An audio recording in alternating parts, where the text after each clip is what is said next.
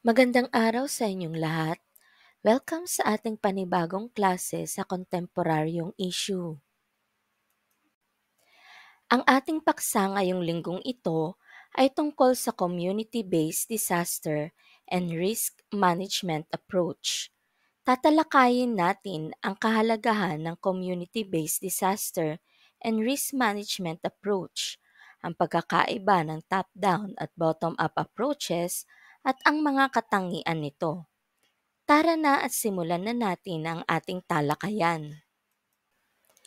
Para sa ating pagbabalik-aral, sagutin ang mga sumusunod na katanungan. Una, ano ang pagkakaiba ng human-induced hazard sa natural hazard? Ikalawa, sa mga tao, sino-sino ang mga maituturing na vulnerable? Maaaring i-comment sa ibaba ng ating video lesson ang iyong mga kasagutan. Inaasahan kong marami kayong natutunan mula sa nakaraan nating aralin.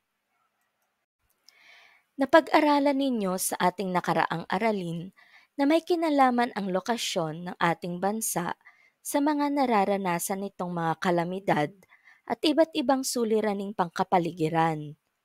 Kung sakaling makaranas ka ng mga ito, alam mo ba ang iyong gagawin? Matutukoy mo ba kung saan ang mga ligtas na lugar na dapat mong puntahan?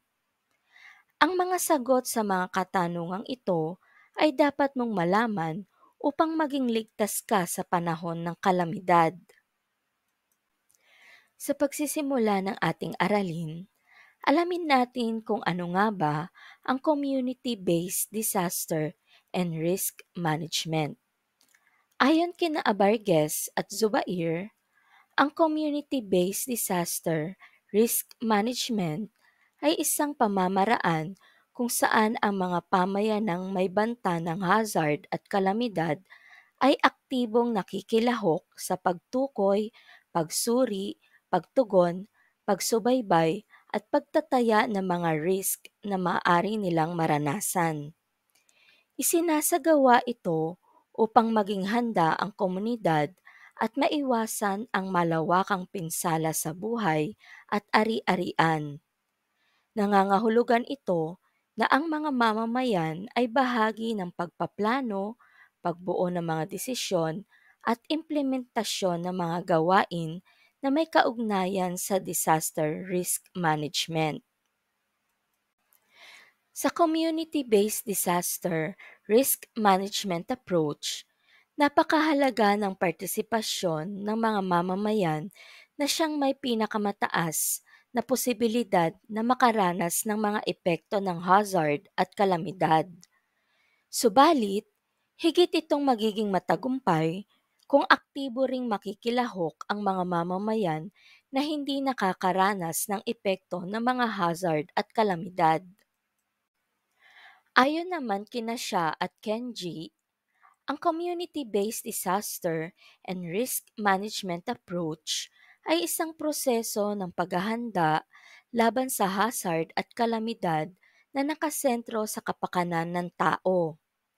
Binibigyan nito ng kapangyarihan ang tao na alamin at suriin ang mga dahilan at epekto ng hazard at kalamidad sa kanyang pamayanan. Bukod dito, mahalaga ring masuri ang mga istrukturang panlipunan, pang-ekonomiya at pampolitika na maaring nagpapalubha sa epekto ng hazard at kalamidad. Kung iyong matatandaan, sinasabi sa unang aralin na ang mga isyu at hamong panlipunan ay maaring dulot ng kabiguan ng ilang institusyon na isagawa ang kanilang mga tungkulin. Halimbawa, ang kabiguan ng pamahalaan na magsagawa ng maayos na disaster risk management plan ay maaring magpalubha sa epekto ng hazard at kalamidad sa isang pamayanan.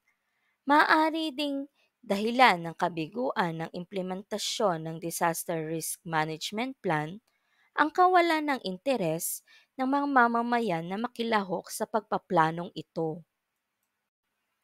Ito ay sinang-ayunan sa isang ulat ng World Health Organization tungkol sa CBDRM approach. Ayon dito, mahalaga ang aktibong pakikilahok ng lahat ng sektor ng pamayanan upang mabawasan ang epekto ng mga hazard at kalamidad.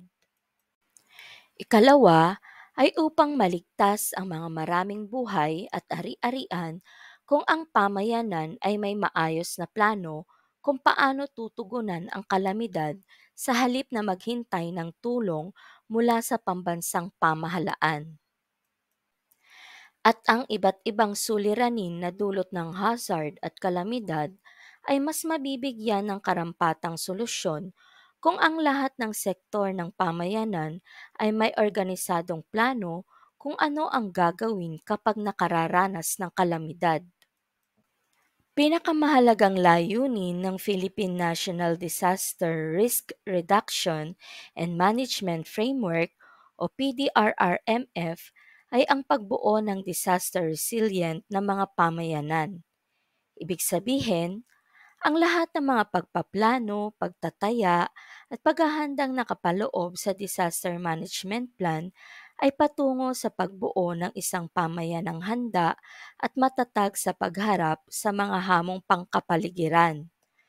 Malaki ang posibilidad na maging disaster resilient ang mga pamayanan kung maayos na maisasagawa ang community-based disaster and risk management approach. Alamin naman natin ang kahalagahan ng community-based disaster risk management approach.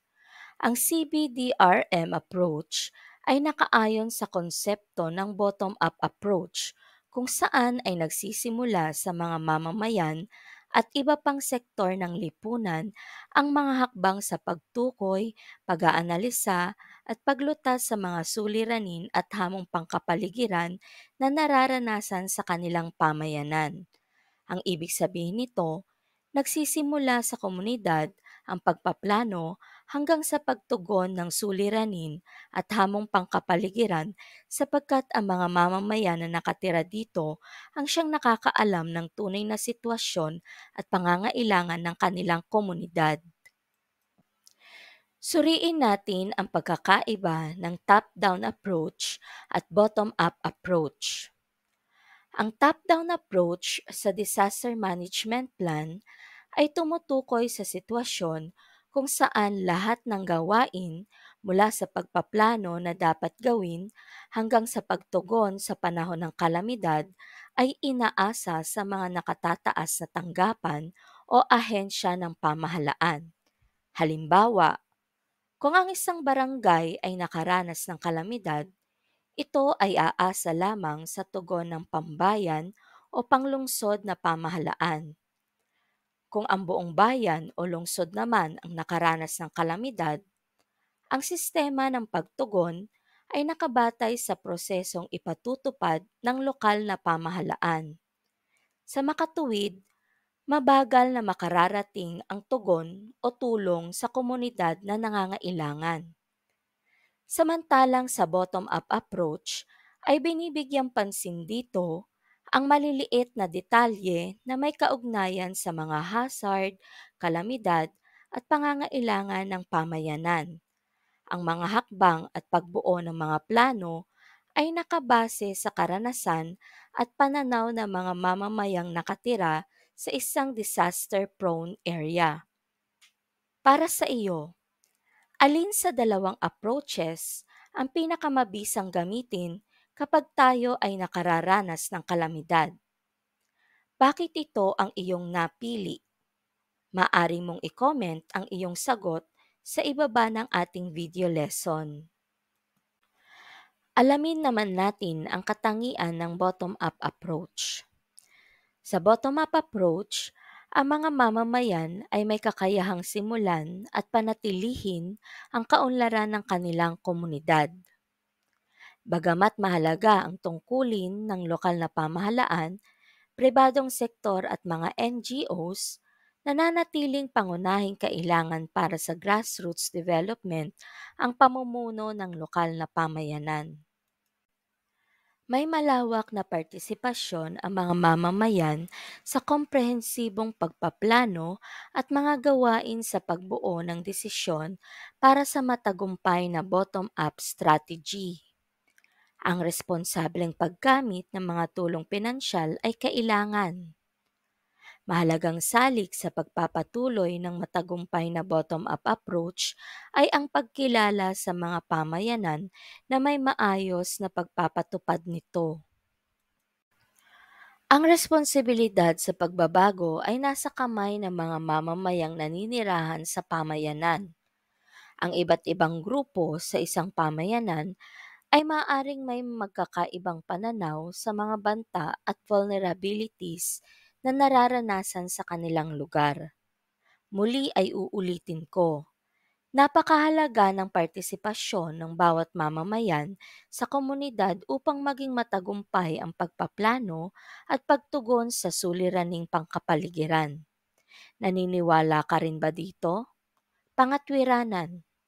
May mga katanungan pa ba kayo? Sasagutin natin ito sa ating pangklaseng talakayan.